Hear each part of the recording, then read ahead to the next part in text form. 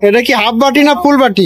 সেই গনি মামা না? আমি সেই গনি মামা। এটা পুরো বগুড়া জেলার কাছে পরিচিত গনি মামা নিয়ারি নামে। এখন আমি যে জায়গাটিতে দাঁড়িয়ে আছি বনানী হাট, আর এই হাটের বিখ্যাত হচ্ছে গনি মামা। বিখ্যাত নিয়ারি দিনে কত টাকা বিক্রি করেন আনুমানিক?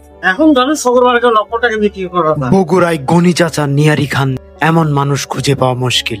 40 বছর ধরে রান্নার স্বাদ অপরিবর্তিত আছে। শুধু বগুড়া নয়, তার নিয়ারি খেতে ছুটে আসেন সিরাজগঞ্জ, গাইবান্ধা, জয়পুরহাট, নওগাঁ, এমনকি দিনাজপুর জেলা থেকে। কত টাকা বিক্রি হয় শুক্রবারে? এটা কোনো ব্যাপারই না। প্রতি সোম এবং শুক্রবার বিক্রি হয় এই নিয়ারি। শত শত মানুষ আসে তার নিয়ারির স্বাদ নিতে। প্রায় 40 বছর ধরে তিনি বগুড়ার বনানীর সুলতানগঞ্জ হাটে নিয়ারি বিক্রি করে আসছেন। সোমবার এবং শুক্রবার সকাল 8টার দিকে আব্দুল গনির বাপ চাচারা এই হাটে ভাতের ব্যবসা করেছেন। বাবা একদিন তাকে বলেন, তুমি আমার পাশেই রুটি ও আলু ঘাটির ব্যবসা করতে পারো। বাবার পরামর্শেই কিশোর বয়সেই তিনি রুটি ও আলু ঘাটির ব্যবসা শুরু করেন। সে সময় 50 পয়সা রুটি ও আলু ঘাটি বিক্রি করেছেন। পরে আলু ঘাটির সঙ্গে যোগ হয় নিয়ারি। সে সময় তিনি 1 পিস নিয়ারি বিক্রি করেছেন 2 টাকা। এখন সেই 1 পিস নিয়ারি বিক্রি হয় 200 কত টাকা। বছর হলে এই ব্যবসা করেন? এই ব্যবসা করে একসাথে যখন সর্বপ্রথম আব্দুল সাতান্নের দেশটা কারিয়ে যায় তখন থেকে। 91 সাল থেকে। হ্যাঁ, এখন আমরা এই নিয়ারিটা খাবো এবং এর স্বাদ সম্পর্কে আপনাদের বিস্তারিত জানাবো। কারণ 200 টাকা দিয়ে আপনি একটা নিয়ারি খাচ্ছেন, সেটার স্বাদ কেমন, সেটা স্বাস্থ্যকর কিনা, সবকিছু এই ভিডিওতে থাকছে। এ বিষয়ে জানতে চাইলে তার ছেলে জিয়াউল ইসলাম বলেন, আব্বার রান্নার খ্যাতি আছে। তিনি সপ্তাহে 2 দিন হাট করেন।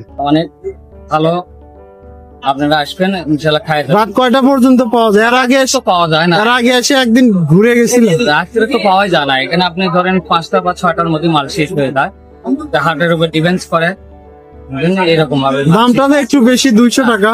180 টাকা ছিল, এখন রেটটা বেশি। এখন সবকিছুরই দাম বেশি, বুঝলেন? এই জন্য একটু দাম বেশি হয়।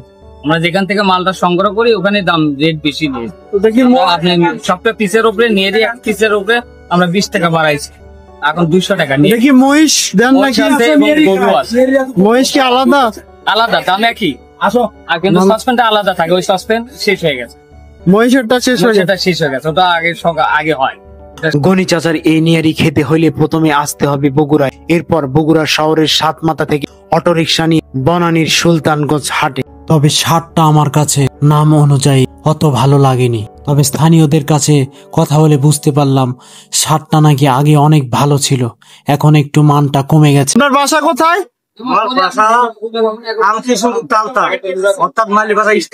মালিপাড়া স্ট্যান্ডে না? হ্যাঁ, প্রতিদিন এখানে কত কেজি নিয়ারি বিক্রি হয়?